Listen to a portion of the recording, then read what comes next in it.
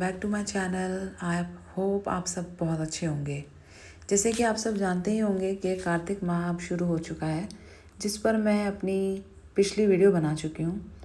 और कार्तिक माह का महत्व, ये सब क्यों शुरू होता है, ये कब मनाया जाता है और भगवान विष्णु को कैसे खुश कर सकते हैं, ये सब मैं अपनी वीडियो में बता चुकी हूँ।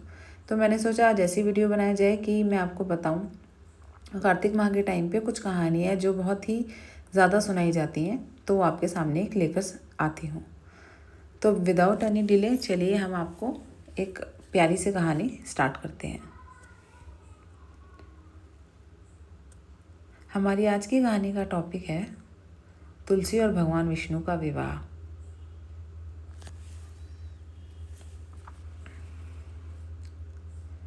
तो स्वागत है आपका हमारी आज की विशेष कथा में। आज हम सुनाने जा रहे हैं एक अत्यंत पवित्र और अद्भुत कथा, तुलसी और भगवान विष्णु के विवाह की। यह कहानी न केवल एक धार्मिक घटना का वर्णन करती है, बल्कि इसमें भक्ति, प्रेम और त्याग की गहन अनुभूति है। तो आइए इस दिव्य कथा की शुरुआत करते हैं।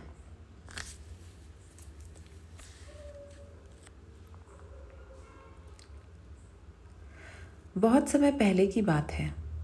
त्रेता युग में एक अत्यंत शक्तिशाली असुर राजा हुआ करता था, जिसका नाम था जलंधर।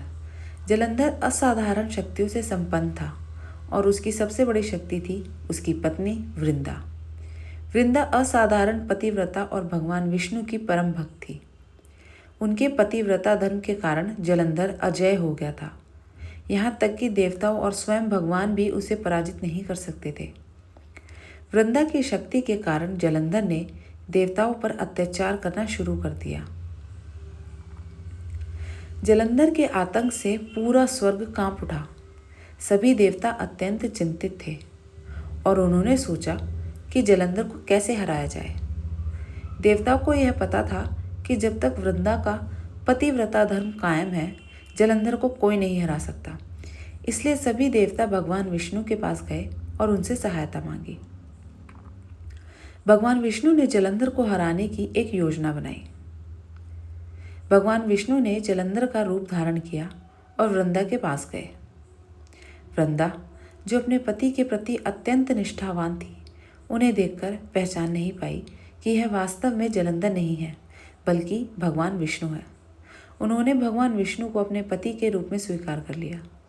इस प्रकार वृंदा का पतिव्रता धर्म भंग हो गया और उसी क्षण जलंधर अपनी शक्ति खो बैठा। देवताओं ने अवसर का लाभ उठाकर जलंधर का वध कर दिया।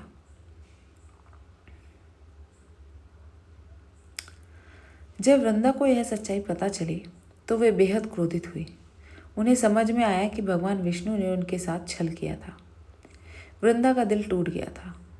उन्होंने भगवान विष्णु को श्राप दिया, तुमने मेरे साथ छल किया है, इसलिए तुम पत्थर बन जाओ।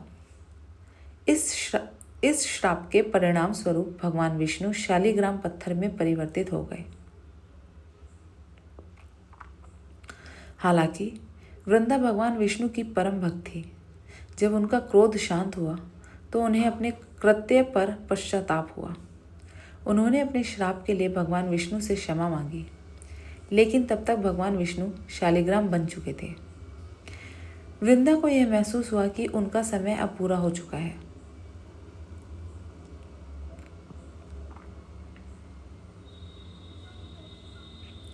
इसके बाद वृंदा ने भगवान विष्णु की ओर अंतिम बार देखा और अपने प्राण त्याग दिए।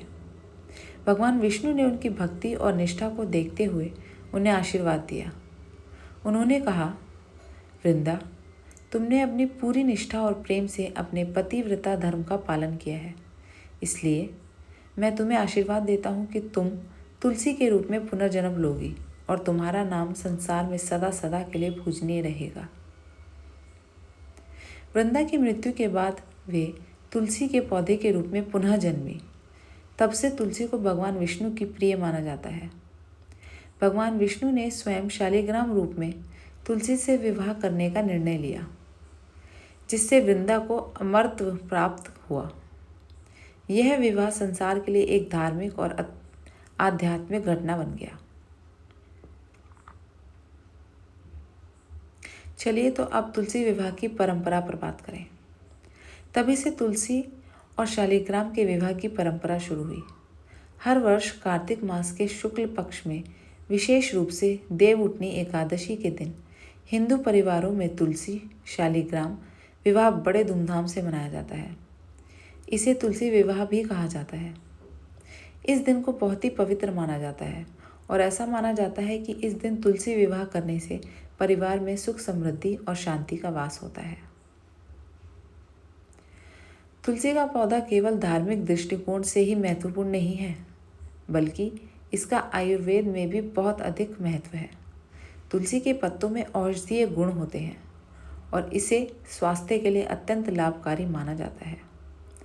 तुलसी का पौधा न केवल घर को शुद्ध करता है, बल्कि वातावरण को भी सकारात्मक बनाता है।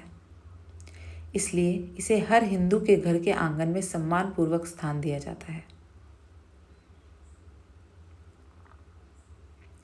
तो इस प्रकार तुलसी और भगवान विष्णु के विवाह की यह कथा हमें प्रेम, भक्ति और निष्ठा का संदेश देती है।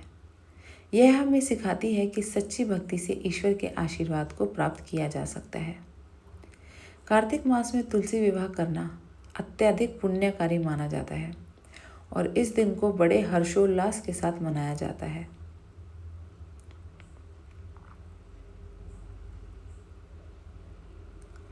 आशा है कि आपको यह कथा पसंद आई होगी। अगर आप इस तरह की और पवित्र कहानियाँ सुनना चाहते हैं तो प्लीज़ मेरे चैनल को सब्सक्राइब करें और इस वीडियो को लाइक करना ना भूलें। धन्यवाद और जुड़े रहिए हमारे साथ ऐसी ही कहानियों के लिए। Take care, bye bye.